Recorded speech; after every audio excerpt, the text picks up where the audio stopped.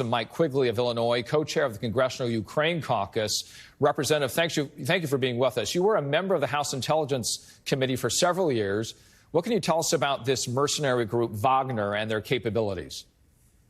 Well, look, they're a lot better than the rank-and-file Russian troops, and they're obviously very angry right now. The motivation they have is much greater than those, I guess, up until the time that they get closer to Moscow. But I have to say, your previous guest said this was a good day in Kyiv. Yes, but I think there's a lot of concerns as well as to what a desperate Putin might do in this situation. And I was in Kyiv last year in Ukraine, and I saw what Putin is capable of doing. It is a great concern. Why would you say the Wagner troop, the front grounds troops, right, the boots on the ground, why they would say, we're also angry at the elite? Is it because they've been treated on the front lines in Ukraine? The way they were treated, and if you believe his Prigozhin's comments that they were fired upon by Russian troops, so they have all the motivation in the world to do exactly what they intend to do, I guess, as they approach Moscow.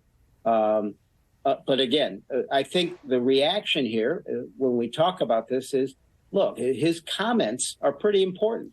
The fact that he attacked Putin and the justification of this war, how will that affect the mindset of the everyday Russian troop, not just that, the Russian public? How will that distract and degrade their efforts there? Will they have more people just leave the conflict? I think that's part of the good news.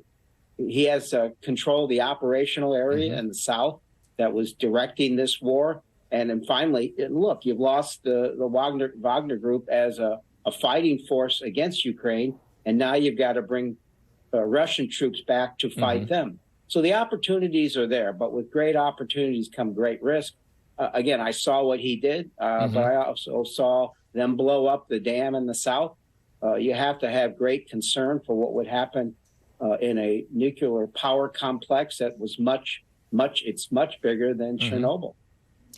So you were alluding to earlier here, sir, the what ifs and the concern about if you have a Vladimir Putin that is desperate, what will he do with these strategic nuclear arms? What will he do with these weapons? And where are they today? You get these white papers that are like these scenarios, right, that say if this happens, this is what we do. Where are you at in what we're seeing today?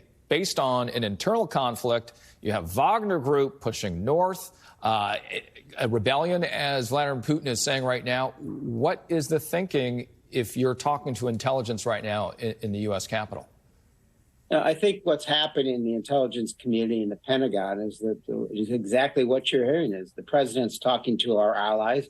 You can only prepare for those possibilities, share the information that you have, and get Ukraine prepared for any scenario that takes place. Again, it's not just that and knowing where the nukes are, the danger that it presents there, and what a desperate Putin might do. It's also the realization that let's just say he puts this rebellion down, or if he fails, right, and they take over. Who's next isn't guaranteed to be better.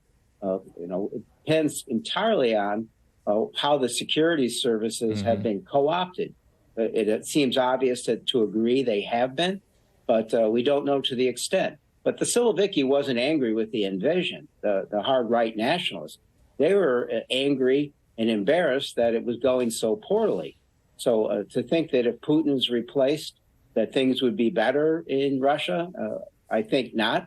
I think what's most likely is he's able to put this down, at least for the meantime, but it's a precarious situation. How big of a deal, Representative, is it that the leader of the Wagner Group, once a Putin ally, is now turning on him? Will he be the only oligarch that turns on Vladimir Putin? We hear that, and you certainly get the impression that others in the security services have been co-opted. I don't know how you find out under what's taking place right now who else might be. I guess what I've learned in situations like this is things that were inconceivable are inconceivable until they're not. Right? I don't know how anyone could have predicted exactly how this has unfolded so far, how quickly it's unfolded. So look, when we get briefed, it's never with 100% certainty. We're told the situation to the extent that it's understood. We're given degrees of certainty about what could happen under different circumstances. But at some point in time, it becomes a calculus with multiple variables.